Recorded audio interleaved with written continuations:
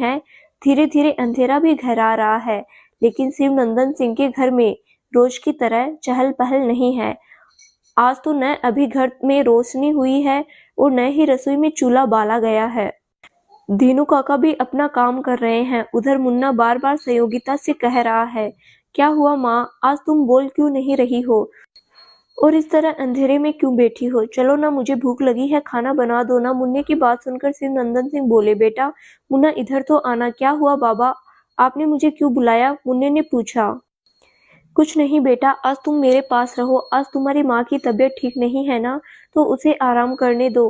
खाना मैं बनाई देता हूँ। शिवनंदन सिंह बोले, ठीक है बाबा, मुझे पता नहीं था कि आज माँ की तबीयत ठीक नहीं है। अब मैं उसे परेशान नहीं करूंगा। मुन्ना बोला, ठीक है मेरा प्यारा मुन्ना। अच्छा बोल, तो क्या खाना बनाऊं तेरे लिए? शिवनंदन सिंह ने मुन्ना से पूछा।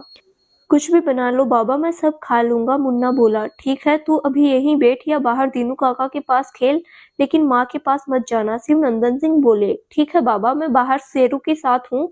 और मुन्ना बाहर जाकर बाड़ी में खेलने लगा। शिवनंदन सिंह ने खाना बनाकर दीनू काका को परोस दिया और मुन्ना को भी दे दिया।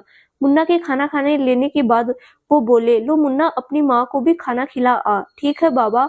और इतना कहकर मुन्ना थाली लेकर सहयोगिता के पास पहुंचा।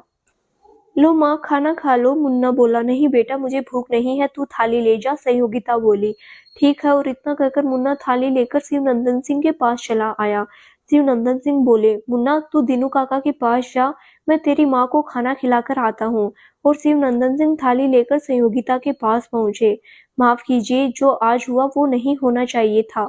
वो सब क्रोधवश हुआ। मुझे पता है कि आज आपको मेरी वजह से बहुत कष्ट हुआ, लेकिन कृपा करके उसका गुस्सा आप खाने पर न उतारे।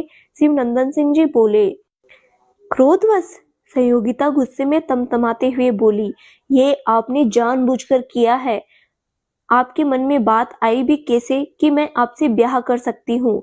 मैं किसी की विधवा हूँ तो इसका मतलब ये नहीं है कि कोई भी मुझ पर हक जताकर अपनी ब्याहता बना लेगा। मैं अपने पति से अब भी बहुत प्यार करती हूँ और हमेशा उन्हीं से करती रहूंगी।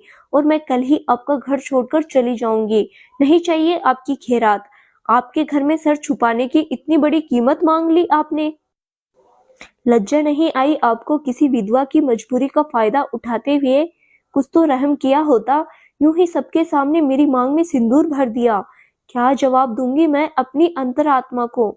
मुझे खुद से घृणा हो रही है। और ये खाना लेकर आप कौन सी सांत्वना देने आए हैं मुझे? जो आपको करना था वो तो आपने कर ही लिया। अभी इसी वक्त मेरे सामने से चले जाइए। मैं अभी अपने आपे में नहीं हूँ। और शिवनंदन सिंह थाली लेकर वापस आ गए। उनकी आंखें भी भर आई थी, शायद 2 बूंद आंसू भी टपक गए, तो जो उन्होंने फौरन पोंछ लिए ताकि कोई देख ना ले। उस रात शिवनंदन सिंह ने भी बिना खाना खाए ही सो गए। दूसरे दिन सुबह का माहौल भी एकदम सुस्त सा था। रधिया ने अपना काम कर दिया और बोली, बिटिया हम जा रहे हैं। सहयोगिता बोली, काकी मैं भी आज यहाँ से चली जाऊंगी। तब रधिया बोली, बिटिया एक बात कहे, अब तुम्हारा इस बच्चे के सिवा कोई नहीं है। वहां जाकर भी तुम क्या करोगी? पता है अकेली औरत को ये समाज जीने नहीं देता। पता है बिटिया, हमने अपनी जिंदगी अकेले कैसे गुजारी है, ये हम ही जानते हैं। एक विधवा का कोई नहीं होता। और फिर तुम दिल से चाहे ना मानो, लेकिन समाज के सामने तो तुम ठाकुर साहब की ब्याहता हो। चांद सा बेटा मिल गया है तुम्हें। और ठाकुर साहब भी दिल के बहुत अच्छे हैं। पूरा गांव उनकी इज्जत करता है।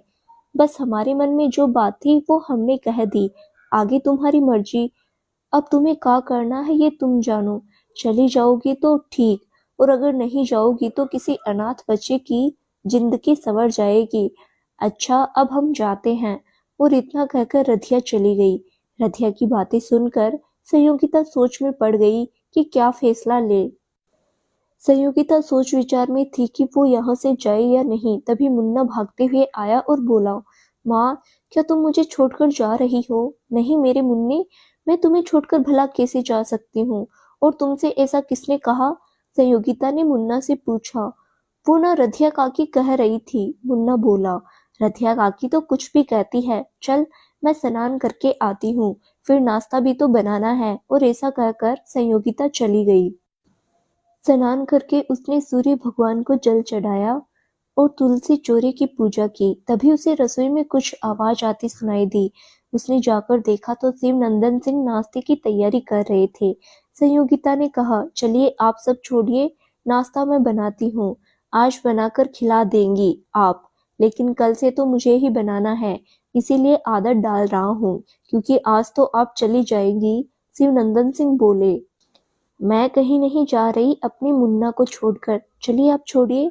संयोगिता बोली और शिवनंदन सिंह सब कुछ छोड़कर चेहरे पर हल्की सी मुस्कान लेकर बाहर चले गए। आज घर में थोड़ी रौनक थी, क्योंकि सबके चेहरे पर मुस्कान थी। दोपहर होने को थी, तभी सुमित्रा कुछ सामान लेकर संयोगिता के पास आई। संयोगिता बहन, मैं तुमसे कुछ कहने आई थी और कुछ देने। हाँ बहन बोलो, क्या बात है? संयोगिता ने सुमित्रा से पूछा। सुबह माता के मंदिर गई थी, वहां से ये लाल चूड़ियां सिंदूर लाई हूँ। लाओ तुम्हारी मांग में डाल दूं और ये लाल चूड़ियां तुम्हारी कलाइयों में पहना देती हूँ, ताकि अब से कोई तुम पर अंगुली ना उठा पाए। सुमित्रा ने संयोगिता से कहा, लेकिन बहन ये सब मेरे लिए क्यों? अभी कल के सदमे से मैं उभर नहीं पाई हूँ और आज तुम ये सब लेकर आ गई। संयोगिता दुखी होकर सुमित्रा से बोली, लेकिन बहन ये सब करने से अगर तुम पर लोग अंगुली उठाना बंद कर देते हैं तो क्या बुराई है? ये सब करने से समाज का मुंह बंद होता है तो क्या बुरा है? सुमित्रा बोली और सुमित्रा संयोगिता की मांग में सिंदूर भरकर कलाइयों में लाल चूड़ियां पहनाकर चली गई। संयोगिता फौरन भागकर अंदर आई और आईने में खुद को देखने लगी। उसे आज फिर से अपनी मांग में सिंदूर भरा देखकर, कलाइयों में चूड़ियां देखकर अच्छा लगा। तभी दोपहर का खाना खाने दीनू काका आ पहुंचे और उन्होंने संयोगिता के इस रूप को देखकर कहा, अच्छी लग रही हो बिटिया, भगवान तुम्हें हमेशा खुश रखे। और संयोगिता अपनी पलकें नीचे करके लज्जाते हुए बोली, काका अभी खाना लेकर आती हूँ। दीनू काका भी मन ही मन मुस्कुराते हुए बोले, बिटिया तुम्हारे लिए यही सही है, यहाँ तुम हमेशा खुश रहोगी। काश तुम्हारे मन में मालिक के लिए भी प्रेम पनप जाए। संयोगिता ने सबके लिए खाना परोसकर सबको बुलाया। शिवनंदन सिंह खाना खाने रसोई में पहुंचे और संयोगिता का ऐसा रूप देखकर अंदर ही अंदर प्रसन्न हो गए। शाम को रधिया बर्तन मांजने आई और संयोगिता से पूछ बैठी, बिटिया तुम गई नहीं? ना जा पाई काकी, मुन्ने का मुंह देखकर रह गई। संयोगिता ने जवाब दिया, हम तो कहेंगे कि बिटिया तुम्हारे लिए यही सही है और आज मांग में सिंदूर भरकर अच्छी लग रही हो। हमेशा इसी तरह श्रृंगार में दिखो, हमारा आशीर्वाद है। रधिया काकी बोली। संयोगिता ने सुहागन की तरह रहना तो शुरू कर दिया था, लेकिन शिवनंदन सिंह को वो अभी भी माफ नहीं कर पाई थी। अब संयोगिता को शिवनंदन के घर में रहते 2 महीने बीत गए थे। उसने बाड़े को हरा भरा बना दिया था और कई जगह फूलों के पौधे लगा दिए थे। कहीं पर गुलाब और गुड़हल के पौधे, कुछ मिर्च, बैंगन और धनिया भी लगा रखा था। जो भी आता घर की शोभा देखकर मंत्र मुग्ध हो जाता और कहता, ठाकुर साहब सही कहा गया, घर में बिना औरत के शोभा नहीं रहती।